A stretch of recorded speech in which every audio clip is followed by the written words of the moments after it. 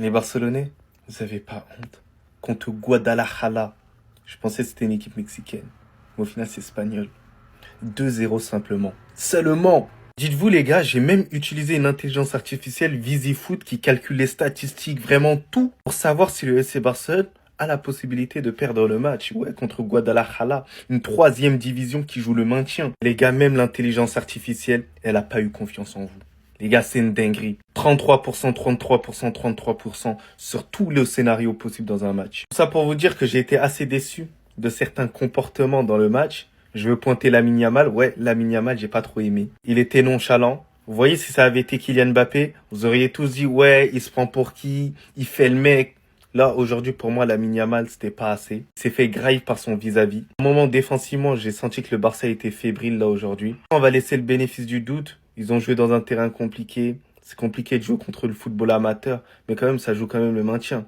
Et 2-0, c'est inadmissible, hein. En première mi-temps, les gars, il y avait 0-0. Jusqu'à la 76e minute, le FC Barcelone n'a pas marqué. Et en plus, c'est sur un but de la tête, mais vraiment hyper brouillon. Les gars, c'était brouillon. Et oui, il faut le dire. Et c'est qu'à la 90e minute, et plus, hein, voilà, un tout petit peu plus que 90e minute, que le Barça, il marque le but de la victoire.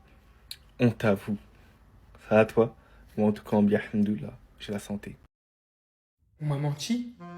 C'est quoi le mystère derrière cet homme, en fait? Il y a un truc. Il y a un truc qu'on nous dit pas. Victoire 2-0 contre une des trois, le cartel de Guadalajara. Ah là, les gars, je vous mens pas. À part les Barcelonais, personne n'a regardé le match. On sait qu'on a galéré, même si on a dominé à la mort.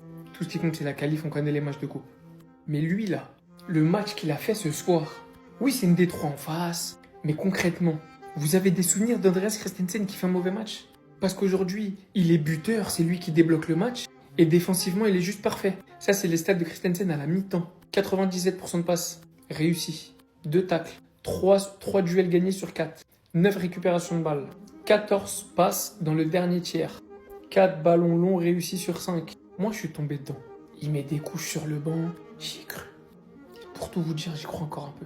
Voilà. C'est peut-être pas bien. Peut-être qu'en faisant ça, je juge au faciès, je sais pas. Mais c'est pas possible que Maurizio Sarri disait déjà ça de lui à Chelsea et que dans l'autobiographie de Robert Lewandowski, il y a la même chose à des années d'écart par des protagonistes différents. Mais sur un terrain, défensivement, est-ce qu'on n'est pas en train de nous cacher quelque chose avec cet homme? Est-ce qu'il n'a pas une clause cachée s'il joue, le Barça va devoir payer? Parce que sinon, en dehors de ses blessures, quand il est sur le terrain, c'est une bête, c'est un monstre. Et défensivement, je vais même peut-être vous dire, c'est peut-être le meilleur défenseur que le Barça a dans son équipe. Donc moi, il faut juste m'expliquer. Qu'est-ce qu'on nous cache? La vraie question que je me pose match après match, c'est le Barça qui est mauvais ou c'est les équipes qui affrontent le Barça qui donnent tout quand elles nous affrontent? Non les gars, faut se poser des questions. Faut se poser des questions. Quand tu sais que cette équipe, elle se fait taffer dans son championnat, c'est une D3. Quand tu regardes la série des matchs de Francfort, la série des matchs de Chelsea, même celle du PSG après nous avoir affrontés, les gars, faut se poser des questions. Même la série de Madrid après nous avoir affrontés. Faut qu'on se pose des questions. Enfin bref, ils ont tout donné déjà la première mi-temps, j'ai pas compris Flick. Son choix entre mettre Rashford en neuf et Fermin à gauche, alors que l'inverse aurait été mieux. Il l'a fait en deuxième mi-temps, c'était meilleur. Ma seule satisfaction du match, c'est que Bernal revient en forme petit à petit. Dommage qu'il ait eu carton jaune alors qu'on fait faute sur lui. De Jong, si tu te méfies pas, il y en a un qui arrive en méchant. Déjà qu'il y a Eric Garcia, il y en a un autre qui arrive en méchant. Christensen aussi, énorme match. Pour moi, c'est lui l'homme du match. Car c'est lui qui nous sauve sur un tac. Sinon, il y avait un 1v entre Ter Stegen et l'attaquant. En plus de ça, il est buteur sur une superbe passe de Jong. C'est d'ailleurs la meilleure action de son match. Quand Rashford décide d'arrêter de faire des petits plats du pied tout timides et que sur une super passe de Lamine, il comprend qu'il peut éliminer le gardien et frapper du gauche, bah bizarrement, ça fait but. Il a fait 2 pertes du pied du droit, il a pas marqué. Enfin bref, rendez-vous en 8ème, c'est un match à oublier. Sinon, vous les gars, vous en pensez quoi? Ramenez-vous sur 5% en une. Rashford, même si t'as marqué aujourd'hui, on va pas oublier ton match désastreux. Moi, ce que je retiens, c'est pas que Rashford a marqué un but. C'est que Rashford a eu besoin de 45 occasions avant de marquer contre une équipe de 3e division espagnole. Les gars, vous vous rendez compte ou pas? Vous vous rendez compte? Aujourd'hui, c'était Marcus Rashford.